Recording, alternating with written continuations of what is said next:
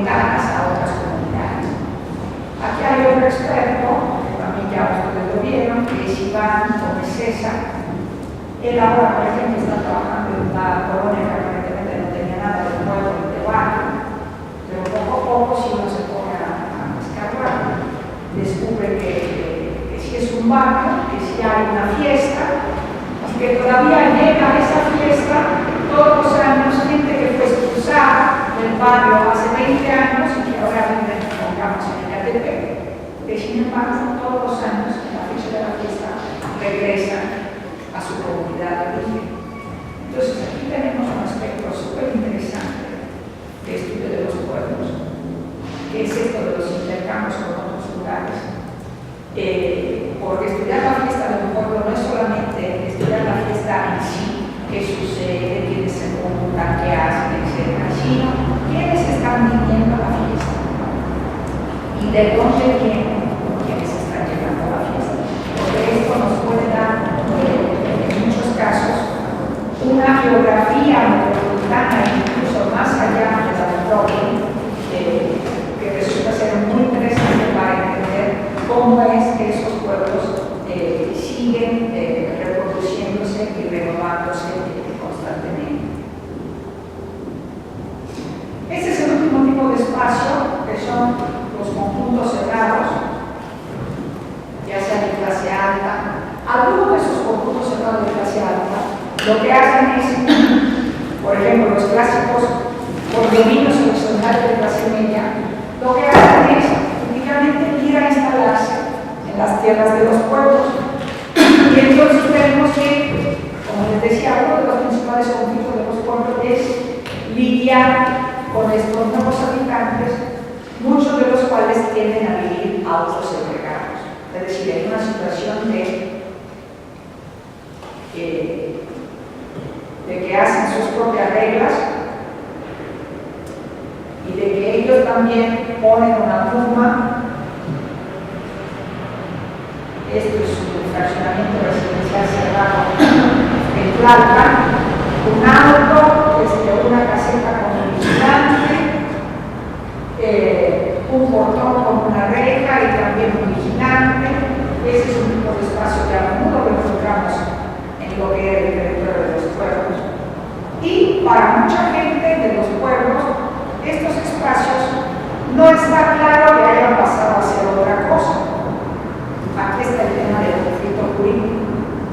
Lo que tenemos a muchos de los pueblos es que hay gente que ha comprado unas tierras, ha hecho en sus casas, pero para otra gente esas tierras no han pasado a ser realmente de alguien más. Y hay algunos, por ejemplo, que siguen reivindicando un derecho de paso por esos lugares. Aquí es donde tenemos un conflicto de órdenes jurídicos, donde hay algunos que siguen reclamando un derecho de uso y otros que dicen, pero yo esto lo compré, lo pagué, entonces ya es mío, entonces ya no quiero que tú pases por aquí.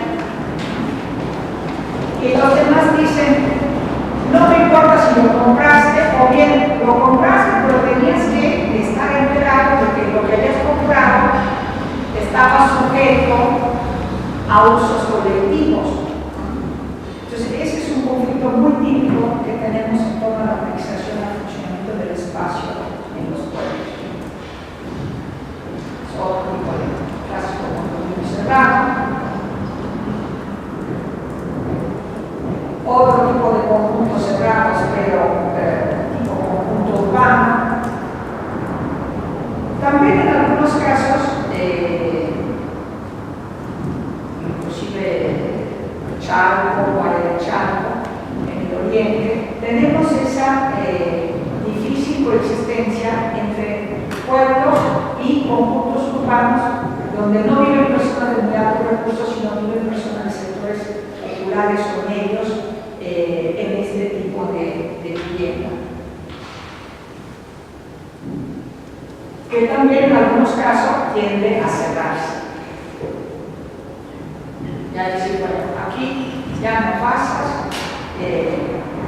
con el argumento de la tranquilidad y de la seguridad.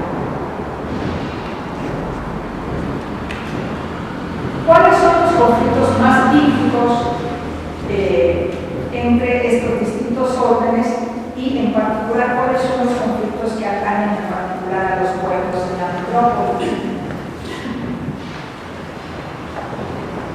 Esa es una imagen muy típica de la lucha en contra del aeropuerto de los pobladores de Atenco, en donde lo que tenemos es que esa herramienta agrícola, ¿verdad? Que el machete es una herramienta de uso agrícola, ¿no?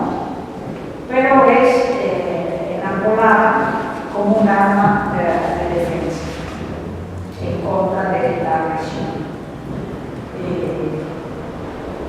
¿Cuáles son, para resumir y seguir hablando de ese tema de la conflictividad específica que se da en los pueblos, cuáles son los retos principales de la agricultura actual que se enfrentan los pueblos?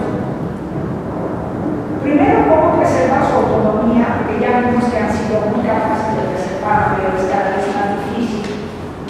Cómo preservar su autonomía y su territorio frente a esos procesos de urbanización que vienen de afuera, ya sea por obra de particulares pequeños, un grupo de gente que va hacia un economía horizontal, pero también por obra de actores mucho más fuertes e importantes como el Estado, que decide querer hacer un aeropuerto y, como bien sabemos, no lo logra.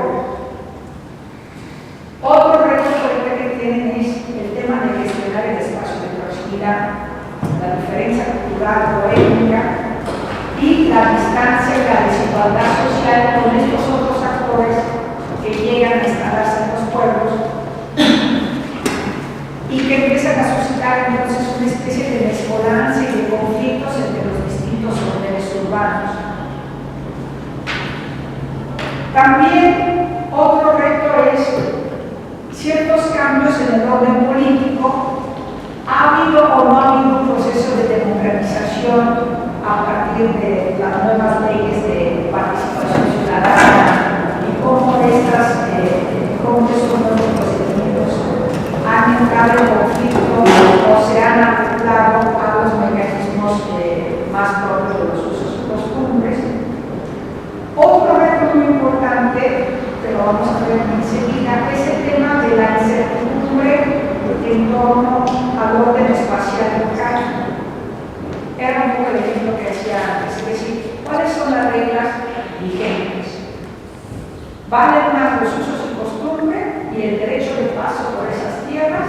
¿O vale más el derecho positivo, entre comillas, y el hecho de que yo tenga un contrato de compra-venta y entonces ese contrato me da derecho a cerrar y tú ya no vas a hacer?